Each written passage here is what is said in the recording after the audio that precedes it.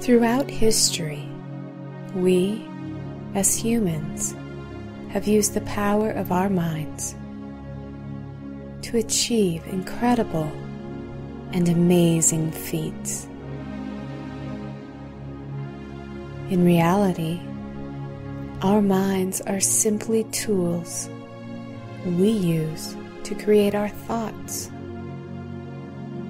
And the quality of our thoughts determines the quality of our experiences.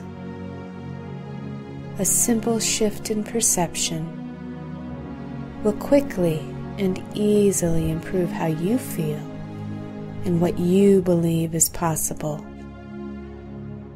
helping you to achieve all of your personal goals, even those that previously seemed unattainable. Join us now as we explore the vast landscapes of our minds. This is Mind Over Matter. Good evening, I'm Mitch Friedman. And I'm Brandolyn Jokiel, and you're watching Mind Over Matter TV, where we teach you how to use the power of your mind to feel better, overcome obstacles, and successfully reach your goals. Yeah, and this is a good time to do that. It seems like everything's kind of moving along in the world right now, doesn't it? The economy's getting really good, the weather's getting really cool, so it's going to be time to go skiing pretty soon. So yeah, it's all about success and all about fun. Oh, that's it, and I love this time of the year when the air gets kind of crispy, crackly, cool, and plus, you know, fall. It's the time of my birthday. That's right, right. You had a great birthday. I did have a great birthday last weekend, and you know, birthdays come around and I always kind of have mixed feelings. Not so much about like I'm getting older. I think I've pretty much made peace with that until, you know, the next major birthday or whenever that happens. So right now I'm in a really good place for that. But sometimes I'm a little bit mopey on my birthday. Aww. Sometimes I'm a little bit like, is anybody going to remember it's my birthday kind of thing going on? A little victim, a little woe is me. And it never fails. It starts probably at 7 o'clock in the morning. I get phone calls and emails all day long. And I'm always just like so impressed, like, wow, what a positive affirmation for my life. Rather than, like, who would show up at my funeral? Will anybody come? I need to wait until that moment. I hate that thought. I hate that thought. I hate that thought. So on my birthday, the day that I made the entrance into the planet, people remember that. And I think, how much better is that than trying to figure out if you're going to have 2 people or 200 people at your funeral? So I'll just go with the birthday. The cool thing about your birthday, at least you're there to show up for it. Absolutely. You know, the funeral, and everybody's like partying and having a good time. time. So I'll take the birthday wishes. Thanks, folks. It's fun to be appreciated It is. and to feel important. That's right. I am important. That's the truth about you. That is the truth about me, and I say that in jest. If you're just watching the show, you're going to be like, whoa, those folks are feeling pretty good about themselves.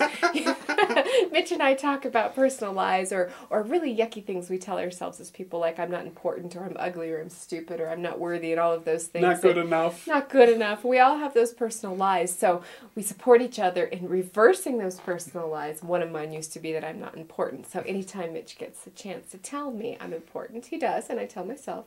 And Mitch, by the way, is brilliant. That's right. That's the truth about me. I am brilliant. That is the truth about Mitch, and he is so brilliant. He does a wonderful interview this evening with Mr. James Serendip, clinical hypnotherapist. They talk about neuroplasticity, and That's it's right. so wonderful. I think we should just go straight on into it, Mitch. So enjoy the interview. Good evening. I'm Mitch Friedman, and I'm here tonight with my colleague, James Serendip. And James is a certified clinical hypnotherapist as well as a certified neuro-linguistic programming practitioner. I love saying that. It's a mouthful, and I love saying that.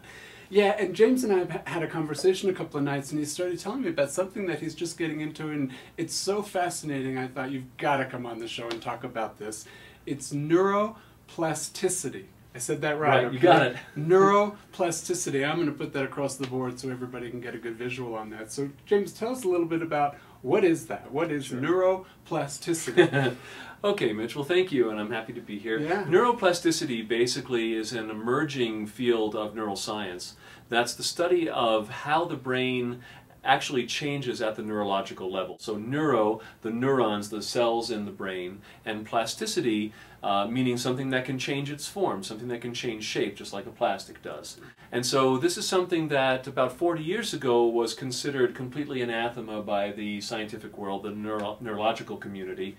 They basically had this idea, what they call the localization theory, that there are specific areas in the brain that operate all of the different functions for your body and how you think and what you process. There's an area of the brain that processes motor movements. There's an area of the brain that processes visual input. There's an area of the brain for doing mathematics and for certain types of cognitive function, for emotional responses.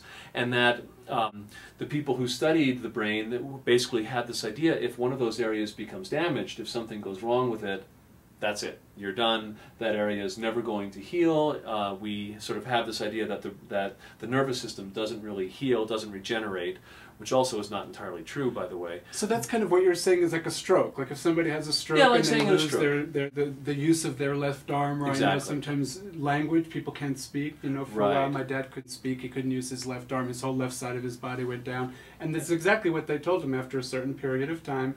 There's nothing else we can do. You'll never be able to use your left arm again, and it'll never be able to speak right. So is that kind of what you're talking about? So basically what they say now is that the brain can in fact change, and there's a wonderful book that has a lot of the stories of the basic research on this. For any of you out there, I highly recommend it. It's called The Brain That Changes Itself by Dr. Norman Doidge.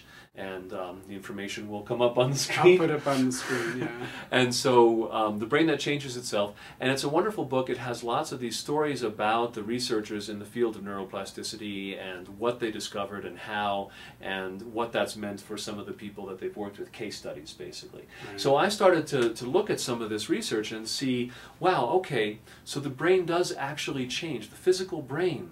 Because being a clinical hypnotherapist, and I'm sure you've experienced this, Mitch, we see so many times people's thought patterns change and people's behaviors change and their responses change. And we know that we can change mind.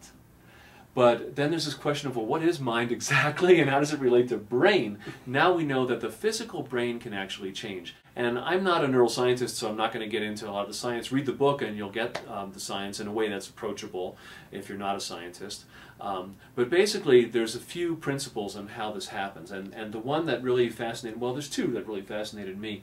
One is this saying that they talk about a lot in the book, neurons that fire together wire together. Nice, simple catchphrase, right? Well, so what this meant to me, I started thinking about NLP. And in NLP, in Neuro-Linguistic Programming, we do something called anchoring. And basically what anchoring is forming an association between a particular feeling state and a precise signal, like perhaps a mudra, something like pressing fingers together, and you can set so that when I press my fingers together I feel something, like maybe I can set it to where I feel confident every time I press my fingers together, right? So if I have to go for a job interview, I can kind of do this and nobody notices, but all of a sudden I feel great. I'm now associating this particular signal with a particular feeling state. Like a link. Exactly, they're becoming linked. As you press your fingers, it's linked to that good feeling. Right.